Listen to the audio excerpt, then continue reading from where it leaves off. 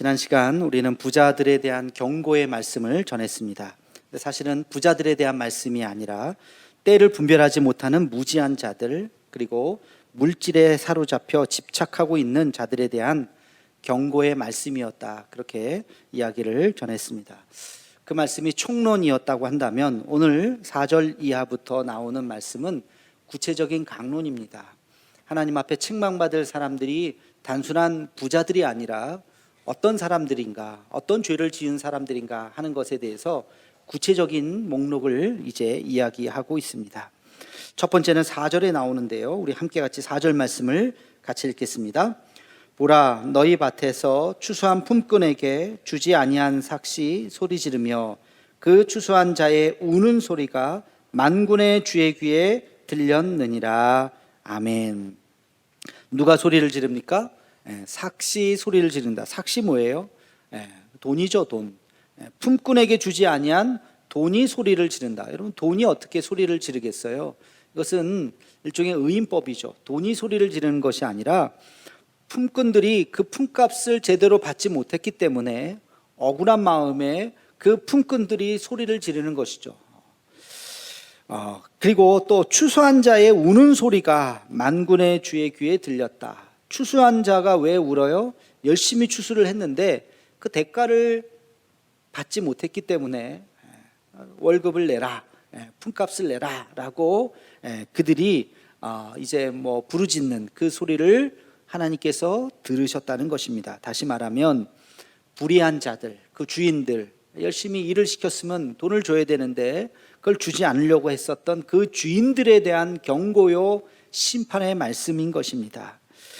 불의한 자들은 이런 일들을 하는 자들이 불의한 자들이고 이런 일을 해서는 안 된다는 것이죠. 여러분, 여기에서 우리는 하나님이 보시는 관점이 무엇인가를 잘 살펴보아야 합니다. 하나님은 결과를 보시지 않고 과정을 보신다는 거예요. 부자냐 가난하냐, 부자 자체를 좋게 보거나 그러는 것이 아니라 어떻게 부자가 되었느냐, 어떤 방식으로 돈을 벌었느냐 하는 것을 주님은 보신다는 것이죠. 부자 자체가 선과 악은 아니죠. 돈을 벌 수도 있고 또 벌지 못할 수도 있죠. 그러나 그 과정이 어땠느냐 하는 것을 보시고 책망하시는 것입니다. 우리는 어떤 일을 시작할 때 늘 세 가지의 기준을 가지고 잘 생각을 해야 됩니다. 첫 번째는 내가 이 일을 하려고 하는 동기가 선한가. 여러분, 선한 동기로 일을 시작해야 됩니다. 어떤 일을 하려고 할 때 선한 동기가 있어야 되고, 두 번째는 그 일을 이루는 과정이 정의로운가. 정의로운 그 방법을 사용해야지 불법과 불의의 방법을 사용해서는 안 되는 것이죠. 세 번째는 결과에 관계없이 의미 있고 보람된 일이었는가. 그 결과를 하나님 손에 맡겨야 하는 것입니다. 그럼 동기가 선하다고 하는 것이 뭘까요? 내가 왜 이 일을 하는지에 대해서 고민해야 한다는 것입니다. 내가 이 일을 왜 해야 될까? 여러분 어떤 사업을 시작하거나 어떤 직업을 선택하거나 그 일을 선택하게 될 때 내가 왜 이 일을 해야 될까를 곰곰이 생각해 봐야 한다는 것이죠.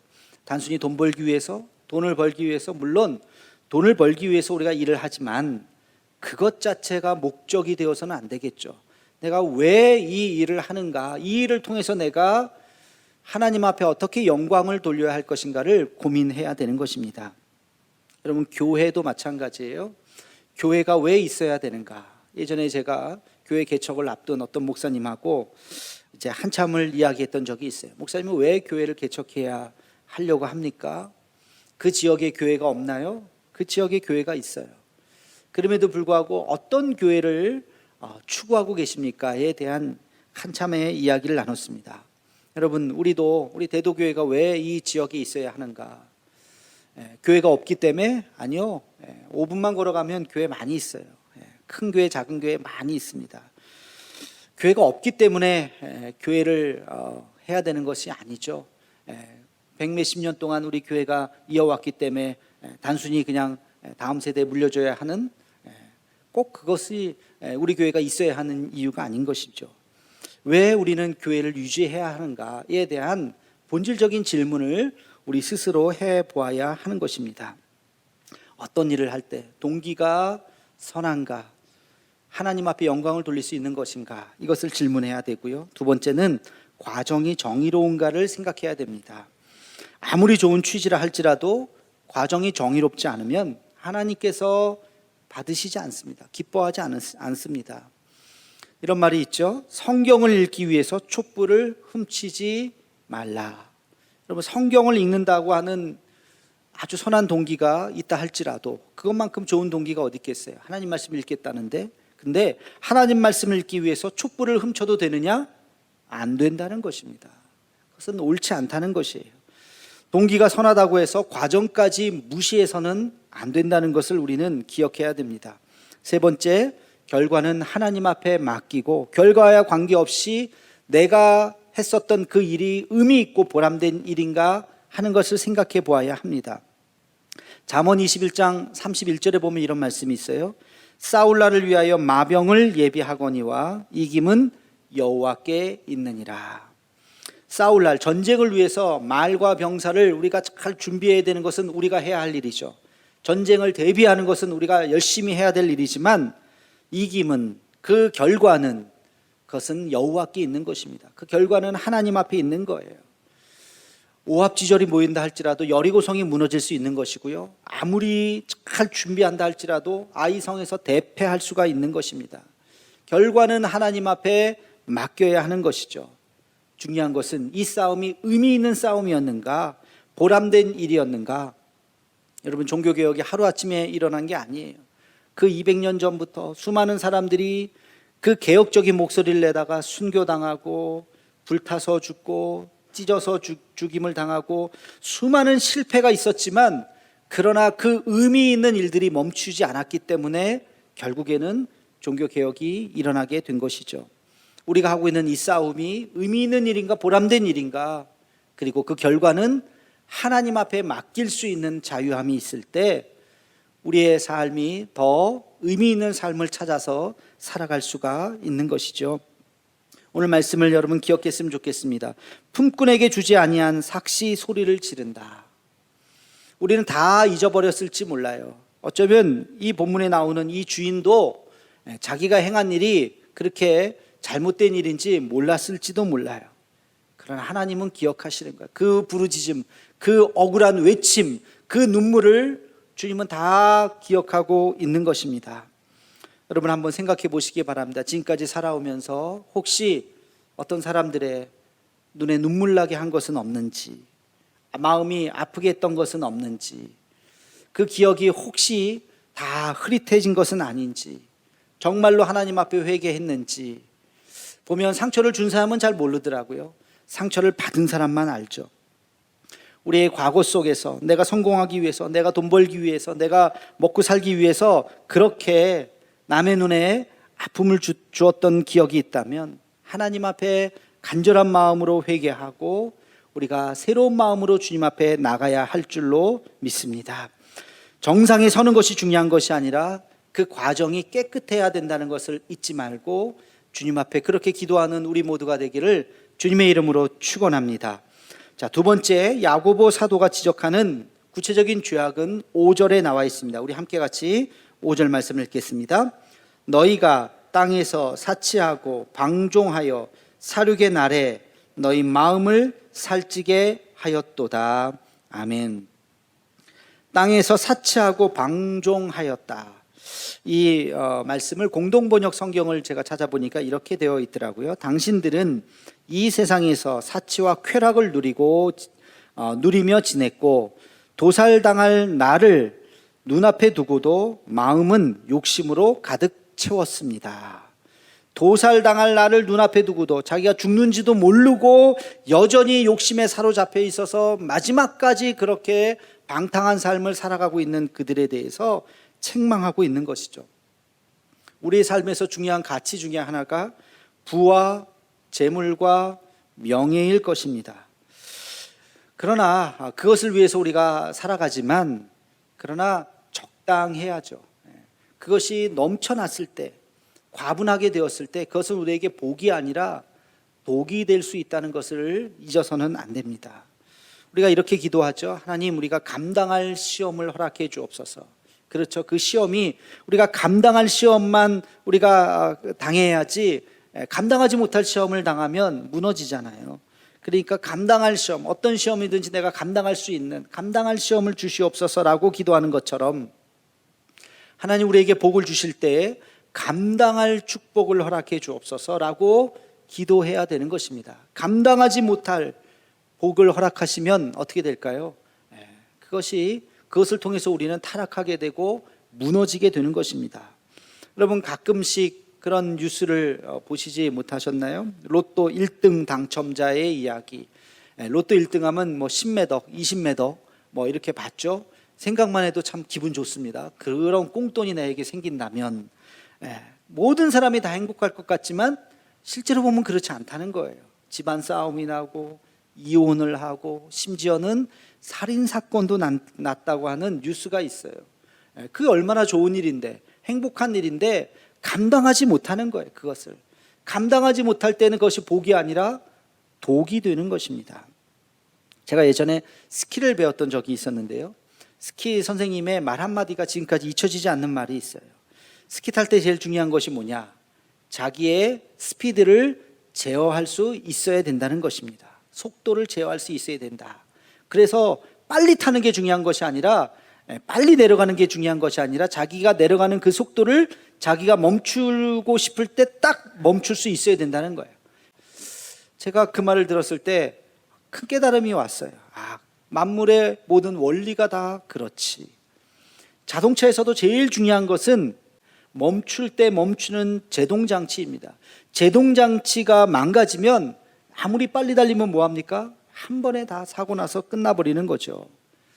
성령의 열매들이 있어요. 성령의 은혜를 받으면 우리의 삶 가운데 많은 열매들이 맺힙니다. 그 중에 마지막 9번째 열매가 뭘까요? 아시나요? 절제입니다. 절제. 그 절제는 좋은 것도 멈출 수 있어야 되는 거예요.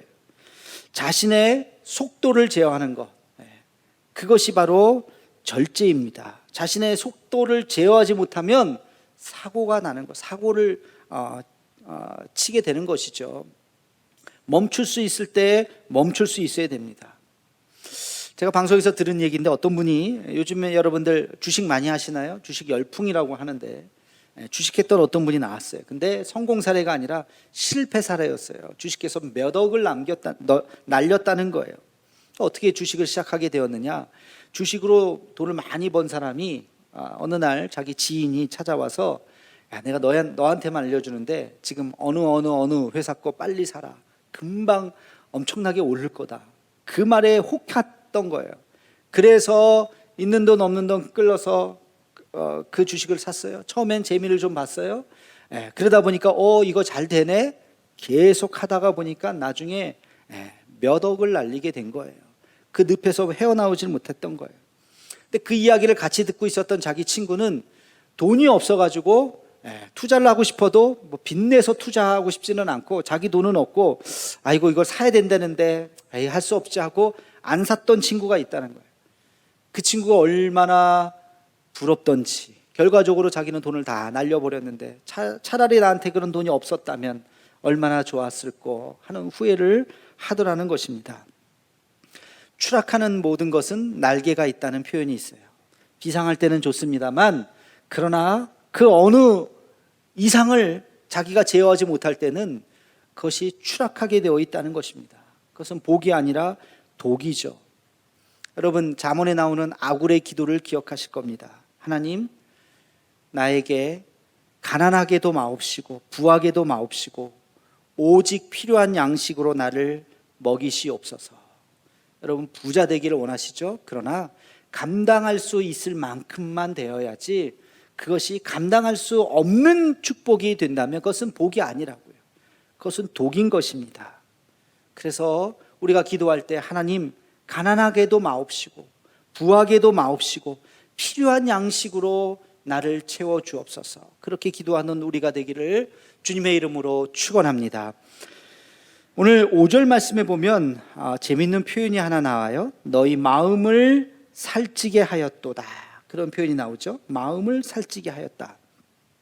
그럼 마음이 살쪘다, 다른 표현으로 하면 뭘까요? 마음이 살쪘다라고 하는 것은 우리의 영혼이 어두워졌다는 것을 말하는 것입니다. 우리의 영혼이 어두워졌어요. 보이지 않는 거예요. 성경에 나오는 대표적으로 영혼이 어두워지고 하나님을 보지 못한 사람이 나옵니다. 그 사람이 바로 엘리 제사장입니다. 엘리 제사장. 누구 시대죠? 사무엘 시대죠. 제사장의 시대가 끝나고 이제 사사시대가 끝나고 예언자의 시대, 왕정의 시대로 넘어가는 바로 그때의 그 엘리 제사장. 많은 사람들에게 존경을 받았어요. 제사장으로서 허물이 없었던 사람이었습니다. 제사장의 직분을 잘 감당했었던 사람이었습니다. 그러나 그의 눈이 어두워져 주님을 알지 못했습니다. 주의 음성을 듣지 못했습니다. 오늘날에도 이런 사람들이 얼마나 많은지 몰라요. 목회자도 그런 것 같아요. 목사도 직업으로서 목사 노릇을 얼마든지 할 수 있습니다. 신학교 나와서 3년 동안 공부하고 안수를 받고 그리고 목사가 되는 거예요. 하나님과의 교감 없이, 교통 없이도 얼마든지 직업적으로 예배를 인도하고 말씀을 전할 수도 있어요. 그러나 그것은 하나님 앞에서 참 부끄러운 일이죠. 그런 사람들이 얼마나 많은지 이 시대에. 이것은 목사만의 문제가 아니죠. 그러면 직분자들도 마찬가지입니다. 장로로서, 권사로서, 집사로서 하나님 앞에 정말 주님의 음성을 들으며 하나님의 뜻이 무엇인지를 분별하며 신앙생활을 해야 되는데 그냥 교회 생활에 익숙해지는 거죠. 그냥 종교생활 하는 것입니다. 그렇게 신앙생활 하면 어느 날 집사가 되고 어느 날 안수집사도 되고 권사도 되고 심지어는 장로도 될 수 있는 것입니다. 여러분, 이것은 매우 심각한 문제예요.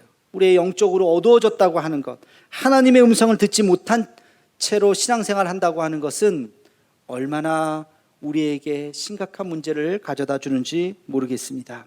왜 하나님의 음성을 듣지 못할까?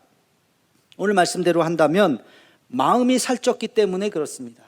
마음이 살쪘기 때문에 하나님의 음성을 듣지 못하는 것입니다. 다른 표현으로 하면 간절함이 없기 때문에 그래요. 여러분, 제가 한번 물어보겠습니다. 여러분, 하나님 앞에 간절하십니까? 여러분, 하나님 앞에 나오는 오늘 예배를 나오고 또 기도의 자리로 나오시는 여러분의 마음속에 주님을 향한 그런 갈망함이 있으십니까? 사슴이 시냇물을 찾아 헤매이듯이 정말 주님 앞에 나오는 그런 갈망함이 있으십니까? 오늘날 우리 한국교회의 문제는 바로 이런 갈망함을 잃어버렸다는 것입니다. 오늘 말씀에 비추어서 이야기를 해보면 모두가 다 그런 것은 아니지만 많은 경우 부자들에게 있어서 하나님에 대해서 갈망하지 않을 수가 있다는 것이에요. 왜? 부자이니까. 자기는 다 그냥 잘 살 수 있으니까. 뭐 하나님 없어도 큰 문제 없기 때문에 하나님 앞에 나오는 것이 별로 그렇게 갈망하지 않을 수도 있다는 것입니다. 근데 제가 이렇게 목회를 하면서 보니까 꼭 그렇지는 않아요. 부자들 중에서 신실하신 분들을 저는 많이 봤습니다. 간절하게 하나님 앞에 간구하는 부자들을 많이 봤습니다. 믿음이 좋은 부유한 분들, 늘 겸손했고 잘 섬기셨습니다. 자신의 부를 자랑하지 않으셨습니다. 교회 꾸준히 일 마다하지 않고 잘 섬기셨습니다. 행사가 있을 때마다 말없이 섬겨주셨고 바쁘다는 핑계로 예배를 게을리하지 않으셨어요. 기도의 자리에 늘 언제나 나와서 하나님 앞에 간절히 기도하셨습니다. 저렇게 간절히 기도하시는 모습을 보면서 저게 자기의 문제일까?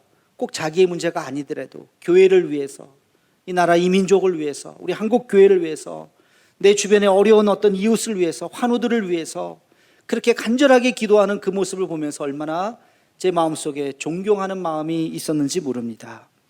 그런데요, 반대의 경우도 있더라고요. 가난한데 하나님을 의지하지 않아요. 세속적인 욕망이 그 마음속에 있어요. 인간적인 방법으로 자신의 문제를 해결하려고 애를 쓰고 있습니다. 하나님 앞에 간절한 것이 아니라 사람을 찾기에 급급해하는 그 모습을 보면서 참으로 안타까웠습니다.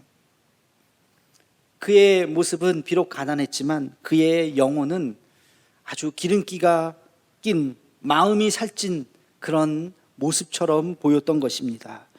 여러분, 예수님의 말씀을 기억하시죠? 심령이 가난한 자는 복이 있나니 천국이 저희 것이며 여러분, 심령이 가난해야 돼요. 내가 지금 잘 사느냐 못 사느냐 그거 가지고 판단하는 것이 아니라, 그거 가지고 판단받는 것이 아니라 내 심령에 정말 하나님을 향한 갈급한 마음이 내가 있느냐, 아니면 내 심령 속에 기름기가 끼어 있는지, 여러분의 영혼의 몸무게를 한번 재보시기 바랍니다. 하나님 앞에 내가 정말 가난한 마음으로 오늘도 갈급한 심령으로 주님 앞에 나왔는지 우리 스스로를 되돌아보아야 할 것입니다. 우리는 더 깊은 신앙으로 나아가야 합니다. 지금 여기에 머물러 있지 말고 이만하면 됐지, 나 정도면 잘 믿지, 그런 생각하지 마시고 여전히 부족하고 여전히 우리는 죄인이고 여전히 하나님 앞에 부끄럽다는 마음으로 하나님 앞에 기도하며 더 간절하게 주님 앞에 나아가기를 주님의 이름으로 축원합니다. 제가 가끔 어떤 특별한 어떤 모임이나 집회나 이런 것 있을 때마다 광고에 이렇게 말씀하죠. 우리 항존 직분자들은 꼭 나오시기 바랍니다. 그런 이야기를 하고 나면 제 마음이 별로 이렇게 좋지가 않아요. 아이고, 괜히 잔소리했구나. 잔소리잖아요. 항존 직분자들이 교회에 꼭 나오세요 하는 말을 굳이 할 필요가 없는 건데, 그 말을 들었다고 나오고 그 말을 안 하면 안 나오고 그런 거 아니잖아요. 초신자들은 혹시 그럴 수 있어요. 새신자들은 또 그럴 수 있어요. 그런데 항존 직분자들, 여기도 지금 항존 직분자들이 점점 많아지죠. 한 절반 정도 가까이 될까요? 항존 직분자들 알아서 신앙생활 하는 건데, 이번 모임에 꼭 항존 직분자들 꼭 나오시기 바랍니다. 그래서 그 말 듣고 나오는 것은, 이것은 예배가 의무가 된 거죠. 여러분, 예배가 의무가 되는 순간 우리의 영혼은 딱딱하게 굳어지는 것입니다. 하나님과 점점 멀어지는 거예요. 예배는 기쁨이 되어야죠. 예배는 내 안에 감격이 되어야죠. 예배를 통해서 하나님의 음성을 들어야죠. 그래서 정말 주님 앞에 나오는 것이 기쁘고 기도의 자리에 엎드리는 것이 내 그 어떤 시간보다도 소중한 시간이라고 여겨야 할 텐데, 나오세요 안 나오면 출석 체크할 거예요, 이런 신앙생활이 무슨 의미가 있겠어요. 말하는 사람도 참 유치하고 듣는 사람도 참 유치한 거죠. 여러분, 우리가 하나님 앞에 정말 결단하고 내 심령이 더 가난해지기를, 하나님 앞에 더 간절히 기도할 수 있는 우리 모두가 되기를 주님의 이름으로 축원합니다. 우리는 스스로 질문해야 됩니다. 나는 하나님 앞에 간절함이 있는가? 내 인생의 주인이 누구이신가? 나는 무엇을 위해서 지금 살아가고 있는가? 하나님을 더 깊이 알아가고자 하는 갈망함이 내 안에 있는가? 여러분, 우리가 지금 계속 야고보서를 지금 이제 막바지까지 왔죠. 5장까지 왔는데요. 야고보서의 믿음은 추상적인 믿음이 아니에요. 뜬구름 잡는 믿음이 아니에요. 아무 의미 없이 하는 아멘 소리가 아닙니다. 매우 구체적으로 주님을 따르라고 지금 이야기하고 있어요. 우리의 삶 가운데에서, 여러분의 직장 생활 속에서, 여러분이 사업하시는 그 현장 속에서, 여러분이 만나는 그 삶 속에서, 가정에서 자녀를 양육하는 그 치열한 우리의 삶의 현장 속에서 우리가 주님을 어떻게 따라야 하는지를 이야기하고 있습니다. 예수님이라면 어떻게 하셨을까? 예수님께서 걸어가셨던 그 십자가의 길이 나에게 어떤 의미일까를 고민하면서 구체적인 삶의 현장에서 이렇게 살라고 야고보 사도는 우리에게 이야기하고 있습니다. 여러분, 신앙이라고 하는 것이 그냥 뜬구름 잡는 것이 아니라는 거예요. 주일날 한번 예배에 1시간 동안 앉았다가 일어나는 것이, 그게 신앙이 아니라는 것입니다. 여러분의 삶의 현장에서 주님을 따르는 것이 무엇인가 하는 것을 진지하게 고민하며 예수님처럼 겸손히 우리의 십자가를 지고 주님을 따라갈 수 있는 우리 모두가 되기를 주님의 이름으로 축원합니다.